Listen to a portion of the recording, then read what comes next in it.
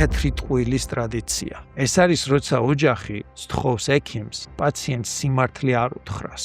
მე დარწმუნებული ვიყავით, ვიცი ზუსტად ეს საიდან მოდის. ეს არის სიყვარულით, დაზოგვის მიზნით გამოყენებული ტრადიცია. თუმცა, როგორც ფსიქოლოგი და ჯანდაცვის ფსიქოლოგიაში ნამუშევარი ადამიანი, გეტყვით, რომ ეს ერთ-ერთი დამაზიანებელი პრაქტიკაა. და გეტყვით რატომ? პირველი არის, რასაც ჩვენ ვეძახით, ნდობის ფაქტორი.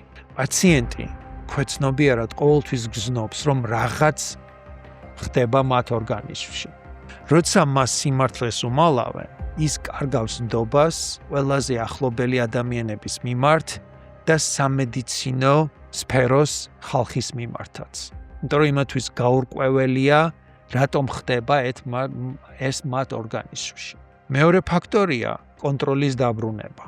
სიმსივნე ადამიანს ართმევს კონტროლის განცდას. სიმართლის ცოდნა კი მას საშუალებას აძლევს გახდეს მკურნალობის აქტიური მონაწილე და არა უბრალოდ პასიური ობიექტი.